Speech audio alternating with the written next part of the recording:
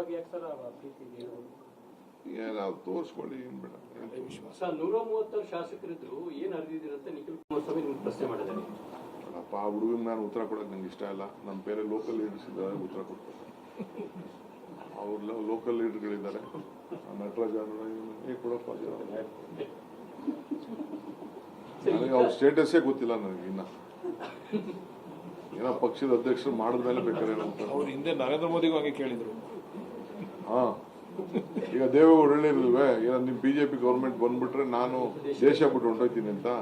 ಇವ್ರು ನರೇಂದ್ರ ಮೋದಿ ಹೇಳಿದ್ರೆ ಬೇಡ ಬೇಡ ನಮ್ಮನೇಲೆ ಜಾಗ ಕೊಡ್ತೀನಿ ಬನ್ನಿ ಅಂತ ಕಲ್ತಿದ್ರು. ಇಲ್ಲಿ ಅವ್ರದ್ದೆಲ್ಲ ನಾವು ಸೀರಿಯಸ್ ಆಗಿ ತಗೊಳಕ್ಕಾಗಲ್ಲ. ಟೈಮ್ಗೆ ಹೆಂಗ್ ಬೇಕು. ಈಗ ರಾಜ್ಯಸಭಾ ಬೇರೆ ಆಗ್ಬೇಕಲ್ಲಪ್ಪ.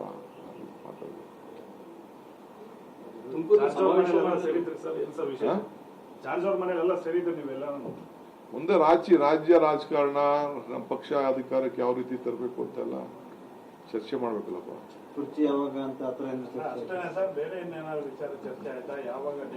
ನೀವೇ ಎಲ್ಲ ಸ್ಟೋರಿಗಳು ಮಾಡ್ತಾ ಇದೀರಲ್ಲ, ಮಾಡಿ. ಕಷ್ಟಪಟ್ಟಿದ್ದೀವಿ ನಿಜವಾಗ್ಲು. ನಾನು ಕೂಲಿ ಯಾರಿಗೂ ಕೇಳಿ, ನಾನೇ ಕೂಲಿ ಕೇಳಿ. ನಂದೇನು ಏನ್ ಮಾಡ್ಬೇಕು ನಾನು ಕೇಳ್ತೀನಿ.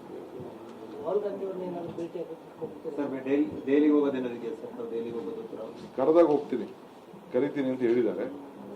ನನಗೆ ಖಂಡಿತ ಹೋಗ್ತೀನಿ. ರಾಹುಲ್ ಗಾಂಧಿ ಏನೋ ಚರ್ಚೆ ಮಾಡಿದ್ದಾರೆ ಅಂತ ಹೇಳಿ ಸರ್, ಮಾಹಿತಿ ತಮ್ಮನ್ನು ಚರ್ಚೆ ಮಾಡಿ ಸರ್, ಚರ್ಚೆ ಮಾಡಿದ್ರೆ ಗೊತ್ತಾಗ್ತವಾಗಿ. ನೋ ಪ್ರತ್ಯಕ್ಷ. ಆದಷ್ಟು ಬೇಗ ಗುಡ್ ನ್ಯೂಸ್ ಸರ್. ದಿನ ಶುಭ ದಿನ, ನನಗೆ ಶುಭ ದಿನ, ಶುಭ ಗಳಿಗೆ, ಶುಭ ಮುಹೂರ್ತ. ಸರ್ ನೀವು ಅದನ್ನ ಯಾವಾಗ್ಲೂ ಹೇಳ್ತೀರಿ ಸರ್, ಅದು ಬಟ್ ನಿಮಗ ಆ ಒಂದು ಶುಭಗಳಿಗೆ ಬರ್ಲೇ ಇಲ್ವಲ್ಲ ಸರ್.